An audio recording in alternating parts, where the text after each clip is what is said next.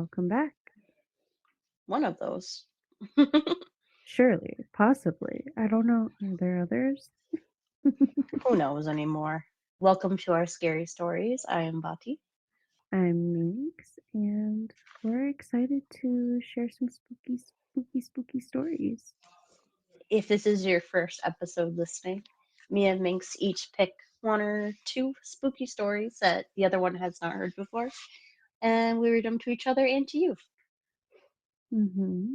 Exactly. And we've been kind of branching out and doing some new authors, but we also have some tried and trues that we know do an amazing job at thrilling us and horrifying us. And when they write more stories, we can't help but share them.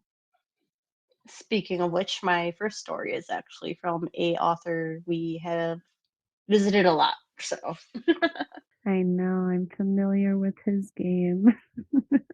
I took a peek at the title, you guys, and I think it's gonna be a good one. She really did pick an outstanding one last week, I believe it'll be, which will be the highway patrol officer. That one was mhm. horrifying. We did shout out that author does have a novella on Amazon. I actually started reading it. Mhm. I haven't gotten very far because I have a lot going on in life, but it's definitely interesting. Yeah, I remember you messaging me and you were like, "Oh, I started this and it's like really good." It's definitely interesting for sure. But Yeah. yeah, that was last week though. This is this week. Yeah, I New got some stories. new. Well, But I'm ready when you are. yeah, I'm gonna read this first one. This is by Pentyworth, which we have featured quite a few times. This actually might get a second part. So make sure you go follow him on Reddit. We will have all of his information in the show notes. And stay tuned to see if he puts out a second part, I guess, because I definitely would love to see where this actually goes. It's definitely left on kind of like something's about to happen, so I'm curious. But yeah, so I'm going to be reading. I followed a missing person post to an abandoned military bunker. I shouldn't have gone inside. The Reddit thread was buried under 40 something replies, and I almost missed it. My phone was at 12%, and the cheap IKEA lamp on my desk was doing that thing where it flickered every few minutes without actually going out. And I was tired enough that I'd been scrolling for about an hour without reading anything. The post had no title, just a username throwaway account created that day, and a block of text that read like someone had typed it fast and not gone back. My friend went in there 3 days ago. He said he found a way into the old Harwick factory off of Route 9 past the county line. I have the coordinates he sent me. He kept texting updates for the first hour, and then the messages stopped, except for one at 2 a.m., which just said, "The lower levels aren't on any of the floor plans I found. There's something wrong with the way the tunnels are laid." That was it. Cut off mid sentence. I read it twice. My first assumption was ARG, alternate reality game, some elaborate thing with planted accounts and fake distress signals. The writing had that quality to it, the kind of breathless urgency that usually means someone put in a lot of effort into making it look effortless. I almost kept scrolling. I almost kept scrolling, but then I copied the coordinates into the Google Maps because I was already awake and there was nothing else to do. And the pin landed on a real place, a cached result from a historical preservation database. Harwick Signal Processing Facility, decommissioned 1987. Federal ownership transferred to County Land Management 1993. There was one photograph attached to the record: concrete structures, half buried, chain link perimeter fencing. The photo was dated 2004. I went back to the thread. Someone 3 replies down had written, "The eastern access point has been sealed since at least 2019. I drove out there last fall. If this is real, those seals are still open." Another reply under that: "I checked the second access on the satellite. Something's different." Then a reply from the original poster, time stamped 4 hours after the first. "He still hasn't answered. I don't know what to do." I sat there for a minute. The lamp flickered. Then I refreshed the page and the thread was gone. Not deleted with a mod note, not locked. Just gone. Like it had never been there. I checked my browser history, clicked back through it, and got a Reddit 404. The throwaway account came up as suspended when I searched for the username directly. I should have gone to sleep. I know that. Instead, I sat there at my desk while my phone died and thought about the coordinates, which I'd already written down on the back of a gas station receipt because I have a habit of doing that. And I thought about the last message, cutting off mid sentence. And I thought about the reply saying the access point shouldn't be open. I left at 5:30 in the morning. I'm not reckless. I want to be clear about that because what comes next is going to sound like I am. I packed deliberately and took my time doing it. I found a Streamlight flashlight I'd bought 2 years ago for a camping trip that I ended up not taking. Checked the batteries, packed two sets of spares in a Ziploc bag, and put it in the front pocket of my backpack where I could reach it fast. Water, energy bars, a paper printout of everything I could find about the facility in the hour I spent searching before I left. I have the screenshot of the coordinates, and I had a rough idea of the layout from military decommissioning document I found on the government archive site. Two above ground levels and at least one sublevel connected by a central stairwell.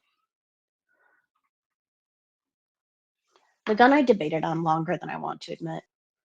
It's a Glock 19. I've had it for 3 years. I put probably 4,000 rounds through it at the range. I'm not careless with it. I keep it cleaned and I know how it works.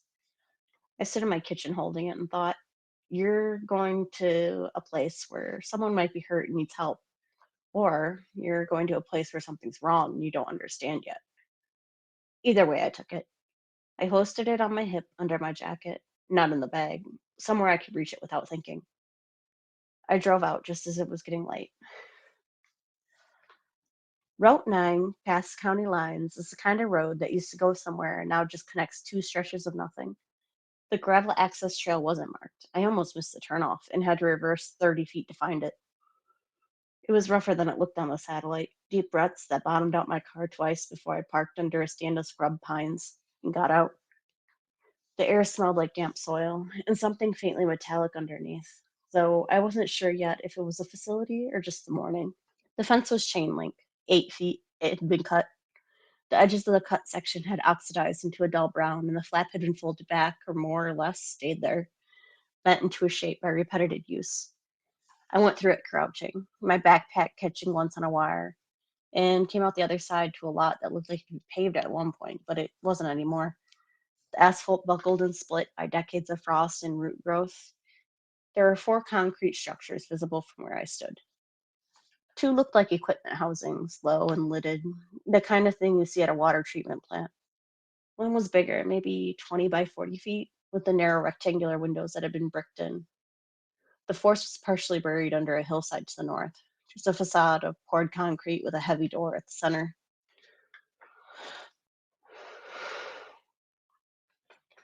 The warning sign was still there, mounted to posts that had rusted through the base and leaned at angles that made them almost illegible.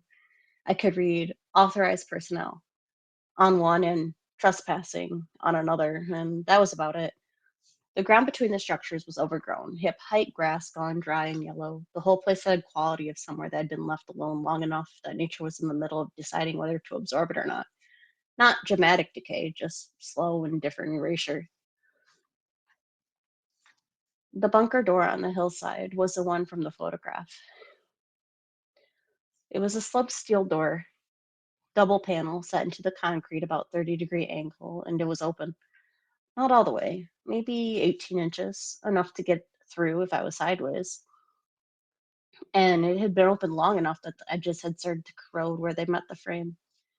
I stood in it for a moment. There was nothing particularly ominous about it. It was just a door that was open when it probably shouldn't be. I looked back once, the way I came, the pines, the gravel track, the gray morning sky with some low cloud cover moving from the west. Then I turned on the streamlight, angled myself sideways, and went in. The air had changed immediately. It dropped maybe 10 degrees in the space of a step. The stale quality of it was hard to describe. Not rotting, more like sealed. Like the air in a room that had been closed for years and then opened. There's something metallic underneath it, faint. The sound changed too. The ambient outdoor noise cutting off almost completely the moment I cleared the door, replaced by a low silence that had density to it, if that makes sense. like the quiet in the room after a sound stops. I paused just inside to let my eyes adjust to the flashlight beam. Stone steps descended about 15 feet from the landing, then continued. The walls were poured concrete, rough, with conduit running down the left side and a handrail on the right that had pulled partially away from the wall. I tested the first step with my weight, and then the second. They were solid. I went down. Behind me, the door shifted. I heard it, a low, scraping sound as it moved maybe an inch further closed. I turned back and looked at it. It sat slightly more closed than before, probably just from the pressure change in me entering. I watched it for a few seconds and it didn't move again, so I turned back and kept going. The first level was offices, a central hallway maybe 60 feet long with doors on both sides. Most of them open, a few pulled shut. The doors were linoleum, gray green, coated in dust that had settled so evenly and completely that it looked like paint. I moved slowly, checking each room as I passed. Standard office furniture, metal desks, filing cabinets, rolling chairs, overturned or shoved into corners. One room still had paper in a wire basket on the desk, fused together by moisture and time into a single solid mass. Another had a bulletin board on the wall with a few papers thumbtacked to it, unreadable. The dust on everything was undisturbed, perfectly uniformly undisturbed. That layer of settled time that tells you nobody's been in a room for a very long while. I was taking inventory in a way, I think, cataloging the ordinary to reassure myself. It's just a building. It's just a place where people used to work. The second level was accessed through a stairwell at the end of the hall, and it was different in the way that institutional spaces are different from each other. Same materials, different function. Barracks mostly. A long room with bed frames lined up, mattresses either gone or rotted through, personal storage lockers along one wall. Some of the lockers were open, some closed. One had a boot in it, a single combat boot, the leather gone stiff and laces snapped.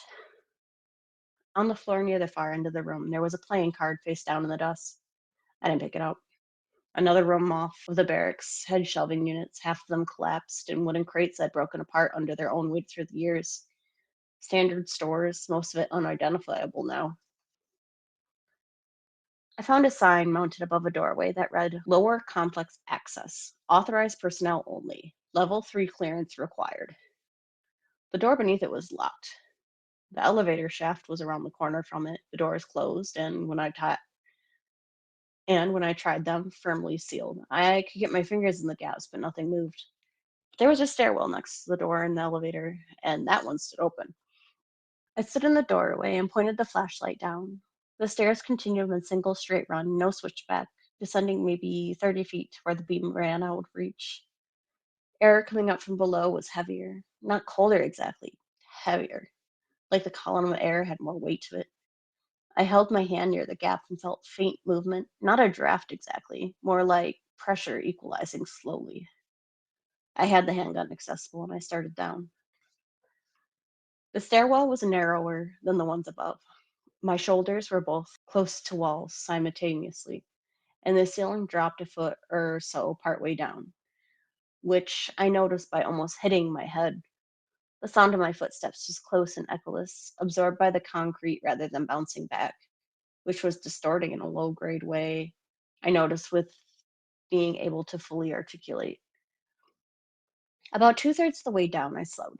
The dust pattern was wrong. On the levels above, the dust was seasoned, years of settled accumulation, flat and uniform. Here it was different. The center of each step had less buildup, and along the edges where the step met the wall were smudge marks, irregular, like something had brushed against the wall repeatedly in the same spots. My man, my mind translated it slowly. Foot traffic. Recent enough that the dust hadn't resettled. Recent enough to matter anyway. I stopped on the landing and crouched to look more carefully. A footprint, partial, in the thin layer of dust on the landing floor. Boot tread, heel, partial midfoot, the toe end obscured by a scuff mark. I didn't recognize the pattern as matching my own boot, and I hadn't come this far yet anyway. The thought I had was direct and not complicated.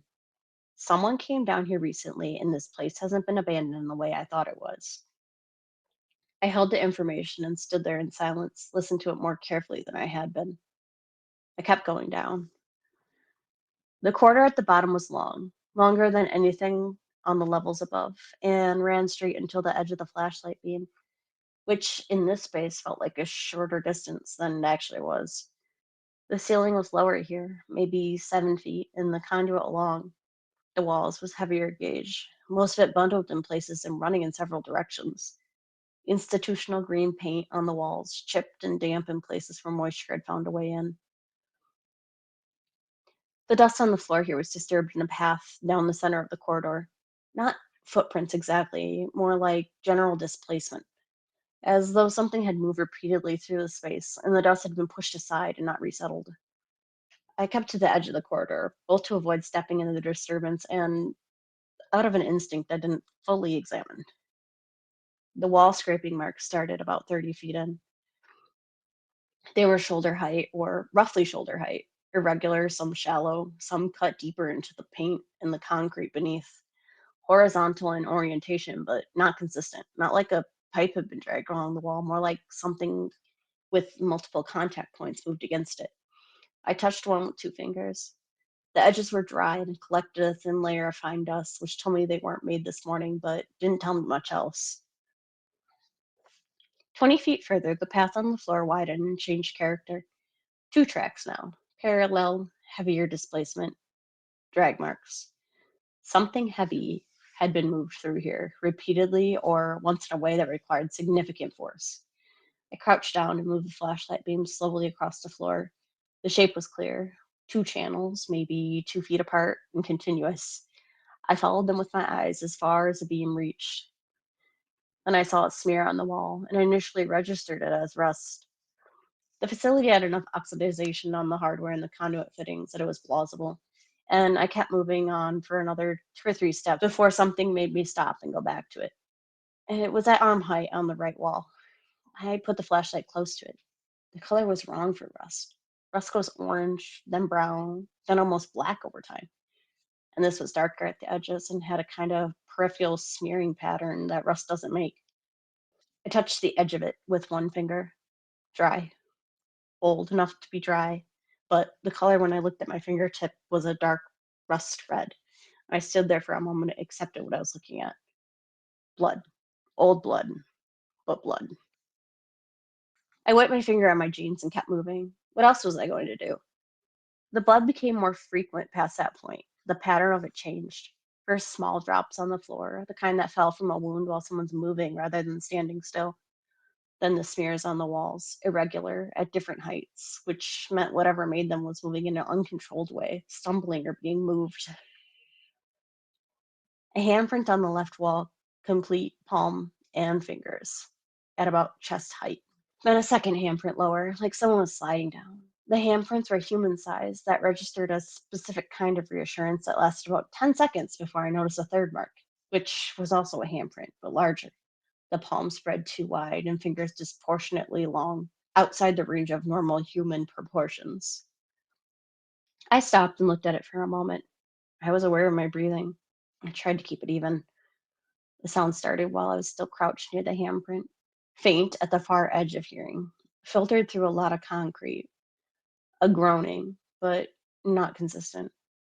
It came in bursts, 3 or 4 seconds of sound, and then a gap, then more, wet somehow. The quality of it had moisture to it, like the sound was coming through tissue as much as through air. I stood up slowly and didn't move. My hand was already moving to the gun before I made a conscious decision about it, fingers finding the grip. I stood in the corridor and listened to the sound. It came again, further down, and then again, and I waited through 4 or 5 cycles of it with my hand on the gun and the flashlight pointed at the middle distance. The corridor stayed empty. Whatever was making that sound wasn't in the corridor or wasn't visible in the corridor, which at that moment felt like an important distinction. I drew the gun and held it low ready and started walking again. The corridor opened into a junction room at what I estimated was about 120 feet from the stairwell. The ceiling went up here maybe 12 feet, and the space was maybe 30 feet across. A kind of room where hallways from multiple directions converge. There were three other corridor openings visible, two on the far side and one to my left. My flashlight caught it before I understood what I was seeing, which is in its own kind of experience. The data arriving just before interpretation, the beam swept across something in the right half of the room. I stopped walking and let the light sit on it. I stood there for probably 5 seconds just processing. At first, it looked like insulation. The room had some collapsed ceiling sections in the upper levels, and there was loose material and debris all over the place. And my brain made it guess that quickly. But insulation doesn't stretch between walls. Insulation doesn't have that quality attention, that taut anchoring at multiple points. What I was looking at was fibrous and red, not red like rust, not red like paint, red in the way that living tissue is red. And it stretched across most of the right side of the room in thick strands, anchored to the wall in one side and to a second exposed conduit rack on the other, and to the ceiling at multiple points I couldn't fully map. The strands were thick in places, finger width, and in other places thinner, almost translucent, and they caught the flashlight beam in a way that made the whole structure seem faintly luminescent at the edges.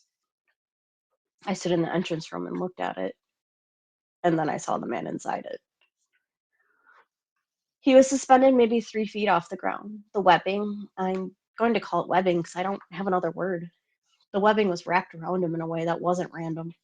The strands running under his arm and across his chest and around his legs in a pattern that looked almost structural, like a specific configuration rather than something that had grown around him. His clothing was partially visible: dark jacket, jeans, one boot. The strands crossed his face in two places, which is the detail I remember most clearly. He was tilted slightly backwards, head dropped to his left shoulder. He was twitching, small movements, rapid, primarily in his hands and the muscles of his shoulders. The kind of movement that didn't correspond with breathing and didn't correspond to any deliberate action, just small, continuous, involuntary movement. His chest was rising and falling, so he was alive, but the twitching had a different rhythm than breathing, unrelated to it. The groaning was coming from him. I understood that now. It came in those bursts, not because something was intermediate, but because he was exhaling in bursts, pressure driven, like the process of breathing was only partially under his control.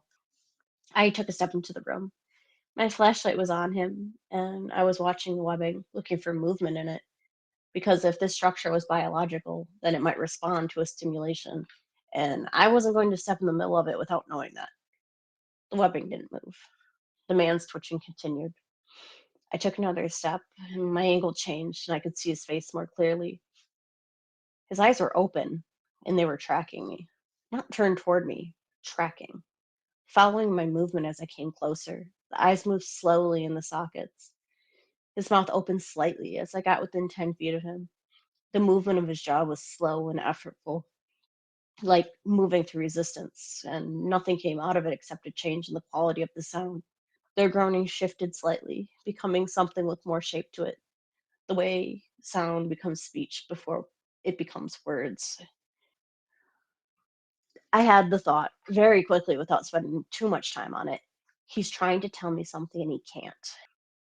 I had a second thought immediately after, which was that I needed to understand the structure of what he was in before I went any closer. Because stepping into a system I didn't understand would be the kind of mistake that doesn't fix itself. Something shifted in the webbing. Not a lot, a slight change in the tension, a tremor that moved through several strands at once, outward from somewhere towards the upper right portion of the structure, where the strands were anchored to the ceiling. The man's twitching changed quality, became more agitated. His mouth opened further, his eyes stayed on me. The screech was immediate and directionless, which was the worst quality of the sound that I could have had in an enclosed space. I couldn't locate it, couldn't determine if it was coming from above me or behind the webbing or from one of the corridor openings. And in the half second I spent trying to determine that, the movement started. It came off the ceiling, or it had been on the ceiling, and I hadn't seen it because the flashlight had been on the man. I hadn't swept the upper register of the room carefully enough. It dropped to the webbing first, landing on it with enough weight that the whole structure shuddered and the man inside it was convulsing sharply, and then it orientated towards me. I want to describe it accurately because I've been over it many times and I want to be precise. The body was wrong from the very first moment. Too many joints in the limbs. The limbs themselves arranged at angles that legs and arms shouldn't make. The way insect is constructed rather than the way a vertebrae is. It was large, maybe 4 feet at the body, and the abdomen was swollen and asymmetrical, heavier on one side. The limbs I counted six in the first second, and might have been more, were long and jointed twice, and they gripped the webbing wall surface with a facility came from having the right kind of anatomy for that, not from effort. The head was attached to the abdomen. I mean that specifically, not to the front of the body where a head should be, but the swollen underside of the abdomen, the face pointing downward and outward. The skin of the face was stretched over underlying structure in a way that skin isn't supposed to stretch. Tight in some places and loose in others. The face was recognizable as a human face. The eyes moved, independently of each other and independently of the direction the body was orientated. The eyes moved. The mouth was moving too, the lips making small, repeated shapes, and sound coming from it low and nearly continuous murmur underneath the main sound the creature was producing. It adjusted its position in the webbing. Two limbs lifted, repositioned, set down again. The head rotated toward me slightly, the eyes finding me a way that involved turning the eyes rather than the face. And then it went still. I don't know how long that pause lasted, maybe 3 seconds, maybe five. It was orientated towards me. It was looking at me.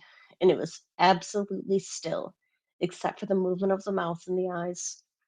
The webbing around the man trembled with low, continuous vibration. The man's twitching had become something closer to full body convulsions, rhythmic and coordinated with a pattern I couldn't identify. Then it moved. I fired twice before I was fully conscious of having made the decision to fire. Both shots were at the body mass, and the sound of the shots in that room was like a physical impact. I felt it in my chest and my sinuses, and the echoes didn't resolve cleanly. They just accumulated. I don't know if I hit it. The creature was already moving when I fired, and it moved in a way that I had trouble tracking in memory. Not fast in a linear sense, more like it had multiple options simultaneously, was using all of them. Two limbs on the wall, two on the ceiling, and one or two in the web structure. And it was using all of these pathways at once, which made tracking it with the gun almost impossible. I backed up. My heel caught something on the floor. I looked down for a second, and it was a smear of blood. My boot had gone through it, and I nearly went down. I caught myself on the wall with my left hand and pushed off and got moving again. The junction room was behind me, and I was back in the corridor. The third shot I fired was at the ceiling junction where the corridor met the room, in the direction of the movement. And when I fired, I heard a sound from behind me, from the man in the webbing, that I won't describe in detail except to say it wasn't pain. It was the wrong kind of sound for pain. It was more like a response, like a signal. The creature dropped from the ceiling junction to the floor of the corridor. It hit wrong. One limb buckled and it scrabbled to right itself, which was the only time it moved ineloquently. And in that second, I was moving fast and had maybe 30 feet of a lead. The thing about running in a 7-foot ceiling concreted corridor with a flashlight is that the light doesn't go around the person carrying it. So every time I turned to check behind me, I lost a beam in front of me for a moment and ran blind for 2 or 3 steps. I did this twice. Both times the beam came back to an empty corridor, but the sound of the movement behind me, limbs on concrete and scraping that was both limb tips and the bulk of the body brushing against the wall, was continuous and not far enough away. I hit a side corridor on the right that I didn't remember from my way in. The decision to take it was more spatial than strategic. It was there, and I was already past the turn, and I took it and committed. This corridor was shorter and ended in a T junction that wasn't on my mental map of the facility at all, which told me I'd gone wrong somewhere in my orientation. Maybe when I'd been moving sideways in the junction room, maybe just from the adrenaline compressing my spatial memory. I stood at the T junction, and the streamlight chose the moment to flicker. 1, 2, 3.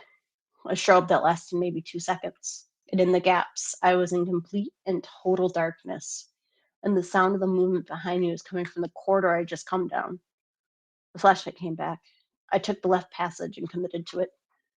The left passage bent slightly after about 20 feet and opened into another corridor I recognized. The conduit arrangement on the ceiling was the same as what I'd walked under the way in. The heavier gauge bundled to the left, the single runs breaking off every 10 feet or so. I was back in the main corridor, or close to it. I could feel the direction of the stairwell, even if I couldn't see it yet. Behind me, from somewhere in the side passage, I heard a sound that was different from the limb scraping. It was a human sound, the murmur from the face in the murmur from the face on the abdomen, but louder now and with a rhythm to it. And just underneath it, there was a wet clicking that I associated with the mouth moving too fast and too much. Then it layered back into the scraping, closer, and I stopped trying to map it and just ran.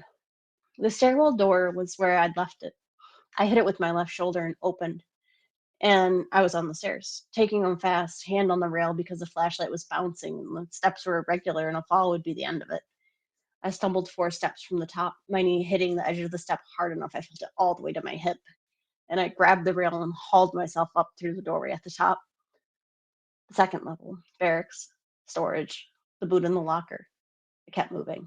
The sounds from below had changed.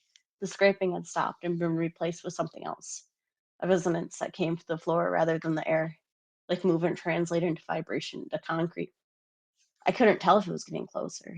Well, I moved like it was. First level, offices, filing cabinets. The dust I thought was reassuring 40 minutes ago. The main corridor at a run, my footsteps loud and unavoidable. The stairwell went up to the entrance. I went up the stairs 3 at a time with my hand dragging along the right wall for contact and orientation. And then the door and the gray morning light and the cool, damp air outside hitting my face like surfacing from water. I was through the door and 10 feet out before I slowed down. And I stopped. I stood in the overgrown lot between the concrete structures and I breathed and I listened. The sounds came back, the wind in the dry grass, a bird somewhere in the scrub pines, distant road noise from Route 9. Normal sounds. The door behind me sat slightly more open than I'd left it, maybe from my coming through, and I watched it for a long moment. The dark behind it was just a dark inside a building with no windows, I told myself, and the door sat still. I walked back through the cut fence where I'd parked. My knee was starting to register properly now, a deep bruise at minimum, and my hands were shaking in a way that had stated at some point in the last few minutes. I walked back through the cut fence where I'd parked. My knees were starting to register properly now, a deep bruise at minimum, and my hands were shaking in a way that had started at some point in the last few minutes and hadn't stopped. I sat in the driver's seat and set the gun on the passenger seat. I put both hands flat on my thighs and worked on breathing normally until the shaking reduced to somewhat manageable. Then I drove. I didn't look at the facility in the rear view. I just drove.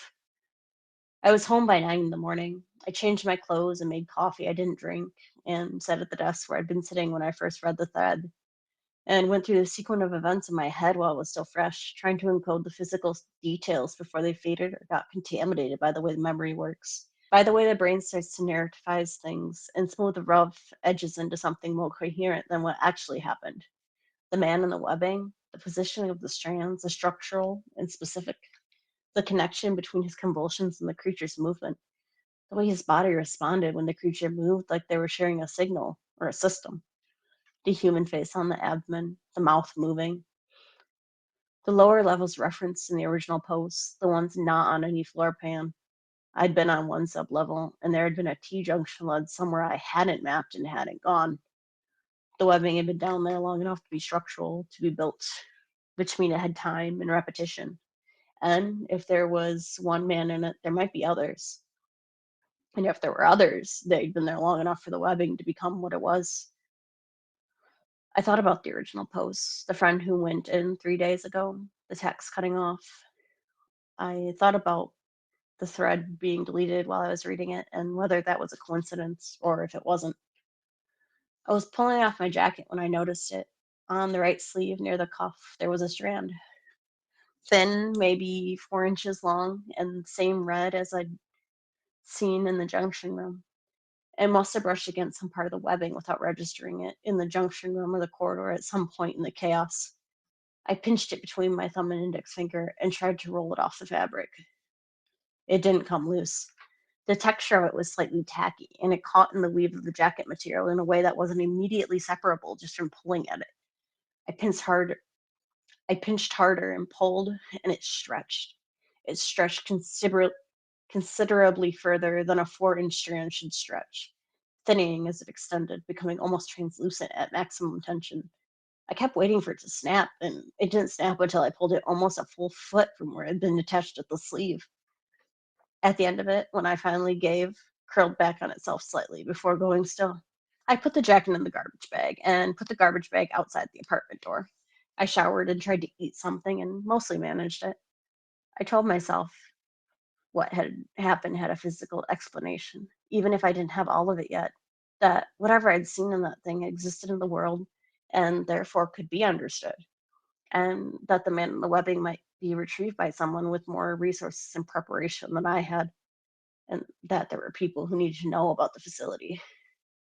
I sent an email. I don't know who to exactly. I found a contact address for Federal Land Management Office and wrote a brief account and sent it. I don't know what happens to those emails or if anybody reads them. I saved the coordinates in 3 places.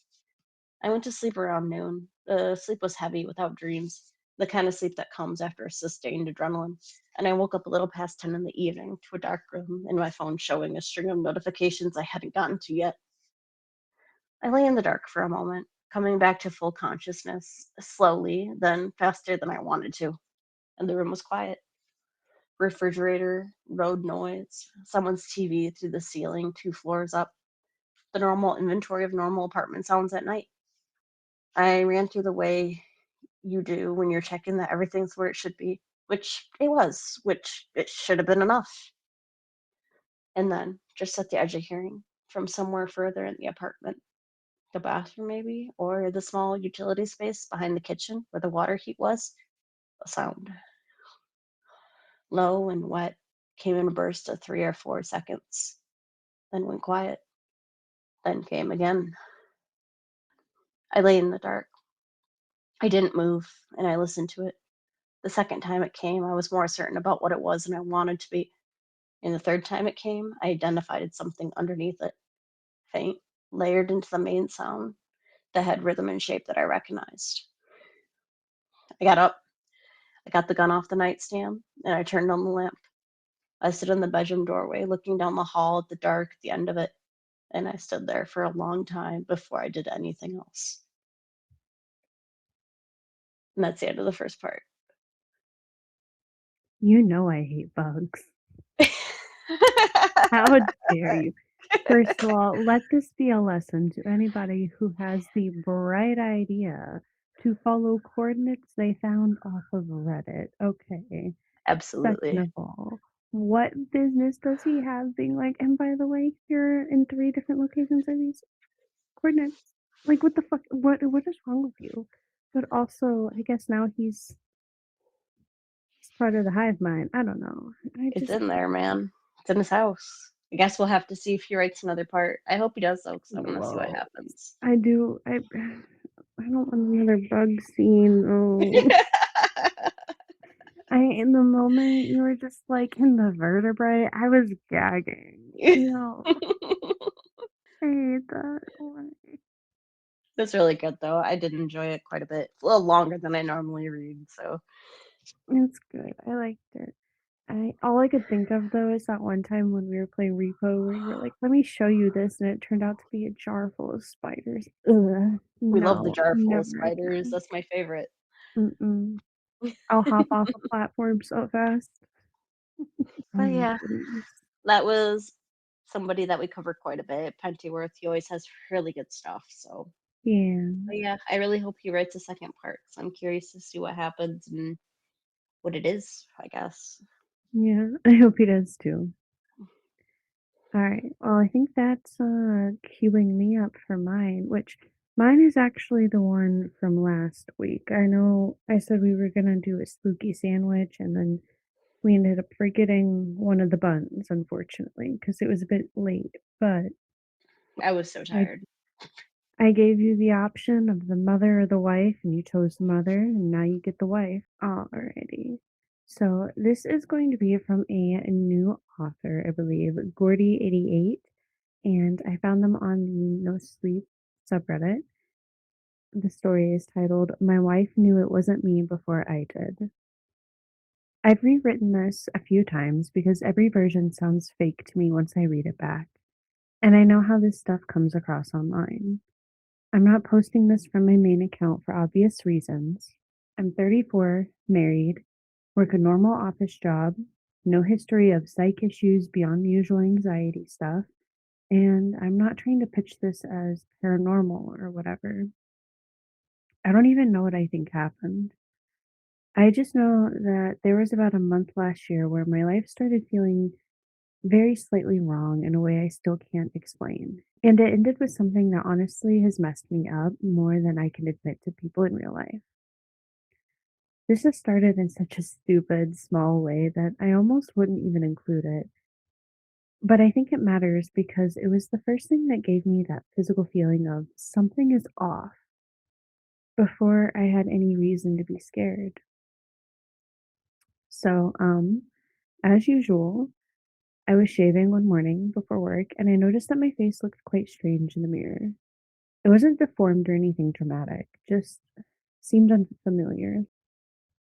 Like the proportions appeared quite out of place in a way I couldn't settle on. My mouth was a little too wide, or my eyes were set too deep, or my skin looked tighter than usual. I actually leaned in and checked whether the mirror was warped. Then I laughed at myself just because obviously it was bad sleep or weird bathroom lighting. But for the rest of that day, I kept catching reflections of myself in dark computer monitors, windows, the microwave in the break room, and every time there was this split second where I didn't recognize my own face. It wasn't like seeing a stranger. It felt slightly worse than that. It was like seeing a version of myself somebody had recreated from memory. That happened on and off for maybe 4 days. Not constant, which almost made it worse, because if it had been constant, I would have gone to a doctor immediately. Yet it would happen once in the morning, then not again until late at night, and by then I'd be halfway convinced I'd imagined all of that. My wife Anna said that I looked tired and needed to stop doom scrolling before bed, which is fair. She wasn't dismissive exactly, just practical. That's her personality. She's the kind of person who has one designated drawer for batteries and chargers and can always find things in it somehow. Very grounded, very routine based. I'm the opposite. I lose my wallet in my own house twice a week. When she told me I was probably staring at myself too hard, I believed her. But then my apartment started doing those little things. Not the type of haunted movie things, just tiny errors. Like, for example, one night I came home and the hallway light outside our unit was off, which wasn't unusual because the super took forever to replace bulbs. But when I unlocked the doors, I heard our bedroom TV on. Anna was in the kitchen making pasta. I remember that very clearly because the smell hit me first. I asked why the TV was on in the bedroom, and she gave me this blank look and said it wasn't. I walked in there and it wasn't indeed. Dead silent. I know what I heard. I even know what kind of sound it was, like low talking from a documentary or a news anchor. But when I went in, nothing. Another time I woke up around 3 a.m. because I heard somebody cough in our living room. A dry, single cough, like someone trying to not wake anyone up. We don't have kids. No one was staying over. I laid there waiting for Anna to react, but she was asleep. I got up and checked the apartment with my phone flashlight like an idiot. Nobody there. I even opened the coat closet because I had already reached that stage mentally, apparently. Around the second week, I started noticing conversations that did not match my memory. This is the part that really got under my skin because it made me feel crazy in a seemingly reasonable way. Like, Anna would refer back to something she told me, and I'd have zero memory of it. Once she asked if I'd called my sister back yet about what happened with Mark. Mark is my brother in law. Normal enough sentence. The problem was, apparently, she had already told me 2 nights earlier that Mark had lost his job. I didn't remember that conversation at all. Not even vaguely, not, "Oh, right, now that you say it," completely gone. She even remembered where we were standing when she said it. Me rinsing a plate and half listening. That sounded plausible because that is exactly the kind of thing I do. But I still had no memory of it. And I started keeping notes in my phone after that because I was embarrassed. The notes were weird to look at now because they start normal and then they get paranoid fast. Stuff like Anna says I already knew about Mark. Heard TV again. Bathroom mirror okay tonight. Then more desperate sounding. Things like why does the kitchen look longer sometimes? Check front door lock before bed. Don't mention face thing at work.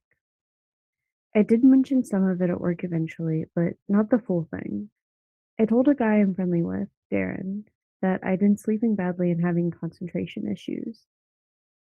He's older than me, early 50s maybe, divorced. One of those guys who always has meant and says things like, your central nervous system is not your friend. He told me stress can do insane things to perception, and that after his divorce, he once drove to his old house by accident 3 days in a row. He meant to reassure me, I think, but then he said, it gets scary when your brain starts smoothing things over for you. And something about that phrase stuck with me. Smoothing things over. Like reality was being edited in a way that was supposed to be helpful, but wasn't. There was one day, about 3 weeks in, where I almost felt relief because something happened in front of another person. Anna and I were at a grocery store. We were in the cereal aisle, having the most boring argument about whether we had already had coffee at home, and a woman passed us with a little girl in the cart seat. As they went by, the little girl turned and looked directly at me and smiled, which would not have been memorable, except her mother said, without even glancing at me, don't stare. He doesn't know yet. I know how that sounds. I heard it. Anna heard something too because she went, what? And looked after them, but the woman didn't react. She just kept walking. I asked Anna exactly what she heard, and she said, I don't know. I thought she said don't start or something. She seemed irritated by my reaction more than anything. Like I was trying to turn a random grocery store moment into one more thing. I actually dropped it because I was so relieved somebody else had at least noticed there had been words said. Even if we heard different words, it meant I wasn't fully inventing this interaction. After that, though, I started paying more attention to people's faces in a way I wish I hadn't. Not because they looked monstrous, they looked normal, too normal. Smiling at the right times, blinking, making eye contact, all of it fine. But every now and then, someone would hold an expression for maybe half a second too long after the moment had passed, like a cashier finishing a laugh but keeping the smile there while her eyes went flat. Or my downstairs neighbor pausing in the middle of saying hello and looking at my forehead instead of my eyes, like he was reading something written there and seeing things I did not. It's hard to explain without sounding like I'm just describing social awkwardness.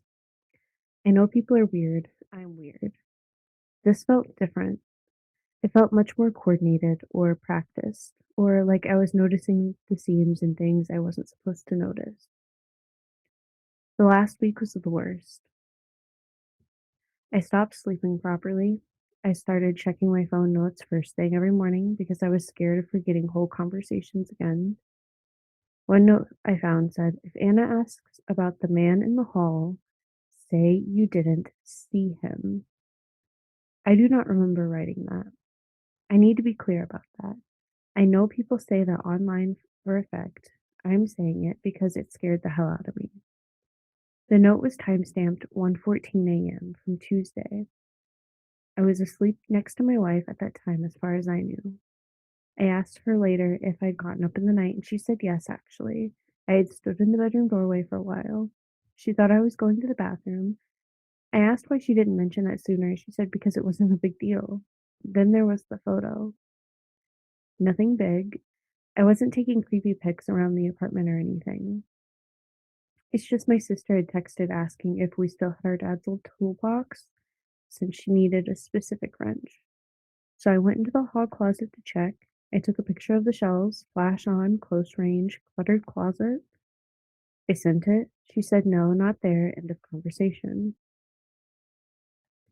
3 nights later, I was deleting duplicates from my camera roll and opened the same picture again. At first, I thought it just had a compression thing or my eyes being tired, but there was a face behind the hanging coats. Not a hidden intruder face, not a ghost face, a face at the exact height mine would be if I'd been standing in the closet looking back at myself. Pale from the flash, features flattened by shadow, eyes open a little too wide. The kind of thing where your brain says coat folds, pareidolia, obviously. I did all of that. I zoomed in, zoomed out, sent it to myself, changed brightness, everything I could do. The more I looked, the less it looked accidental, if any possible and impossible way. What got me was the expression on it. It wasn't even scary. It looked embarrassed, like it was caught. I didn't show Anna that straight away because I needed to be sure I wasn't priming her. But the next morning, I handed her my phone and asked what she saw in the back of the closet. She stared for maybe 2 seconds and said, "You." I remember my stomach dropping so hard it actually hurt inside. I asked what she meant by that, and she looked at me like I was being slow and said, "That's you taking the picture in the mirror." There is no mirror in the closet. There has never been a mirror in that closet. I was sure on 100%. But I still went and opened it immediately like I expected one to be there somehow. Shelves, coats, vacuum, board games, no mirror. When I brought her over, she got annoyed, then confused, then quiet. She said she must have answered too fast. She said it was probably just jackets making a shape, but Christ, I could tell from her face that for that first second, she had recognized it as me. I barely slept that night at all. Around 4 a.m., I got up from bed to drink some water and noticed that the hall closet door was open, maybe around 6 inches. But I know I had shut it. Anna was asleep on the couch because we'd had kind of a fight, and she said I was spiraling and dragging her into it. The apartment was completely still. No TV, no neighbors, no pipes clanking, nothing. I stood there looking at that dark gap in the door and had this really overwhelming feeling that if I opened it fully, there would not be anything dramatic inside. Just the closet, normal coats, vacuum, board games, and somehow that would be worse. So I went back to the bedroom and shut the door and sat there until morning like a child. The reason I'm posting now is that I found one of my old phone backups last weekend and went through the notes from that month. Most of them I remembered. One I didn't. It was the final note in the folder, written the morning after the closet door thing. It says, "You can tell when it's had to use you recently because your face sits wrong for a while after." That would already be enough to bother me. The problem is, underneath it, there's a second line, added about 20 minutes later. "Anna noticed before you did." I never told Anna that part. I never even thought it clearly until I read it back. But ever since then, I've been remembering small moments from that month differently. Not better exactly, more like the angle changed. Her staring a little too long when I came out of the bathroom. The way she said, "You're standing weird again," once, and then immediately acted like she was joking. The answer she gave when I showed her the closet photo. "That's you." Not, "That looks like you," not, "Kind of looks like your face," just immediate recognition. I haven't asked her about any of this because I genuinely do not want to hear her answer now. And before anyone says, "Get cameras, move, see a doctor," yeah, I know. I did see a doctor. Blood work was normal. Sleep study showed basically nothing except stress. We moved apartments in January for unrelated reasons, officially. Things have been normal for months. mostly normal. Every once in a while, usually when I catch myself in the mirror too quickly, I get that same split-second feeling that I'm looking at a version of me somebody assembled from memory. And twice now I've woken up and Anna was already awake, just looking at me with this tired, searching expression, like she's trying to figure out whether I'm the one who got up. The end. I hated everything about that. Thank you. You're The face in welcome. the closet, I ugh. You wanna hear my theory?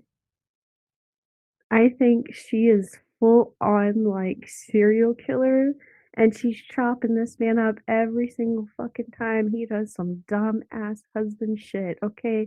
He didn't put the utensils away out of the dishwasher, she chopped him up, and then she's reassembling this motherfucker from memory, and it's working. She's Frankensteining this shit, and it's feeding her hobbies and habits, alright? She's good, she's Gucci, it's great. Not where I would've went with it, but I can see where you're coming from. I just him his notes being like, "You can tell when it's used too recently." It's I don't I got no theories. All I know is I don't wanna look into a picture at a closet and see a face. That's all I know. I know. Oh, I hate that. I did not It's terrible. word for, like, what that was, though, you know? I I hated guess it. we'll never know. I will be Oh, thinking about it for quite a while, though. I hope he writes another part. Yeah, that was something. Yeah. I'm just like, "Ooh." Well, I think that about does it for this week. Yeah. Yeah.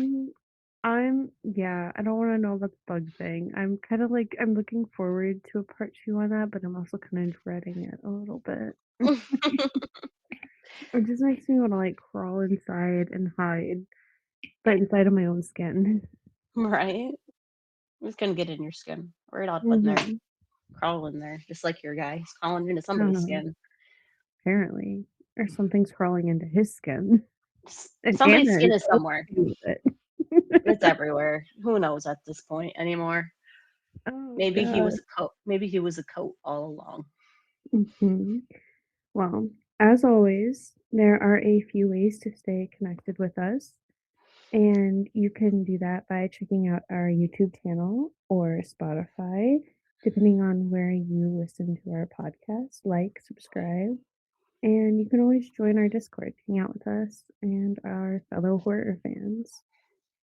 All of those links will be in the show notes. So come Yeah, do stuff and be here and have a good time.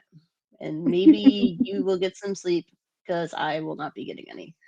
absolutely not. Not tonight. We'll just go play more Valheim. It's fine. There you go. Problem solved. Okay. Mhm. Yeah, I got an entire forge to build. All right, Mhm. guys. We'll see you next week with another story. Bye. Bye.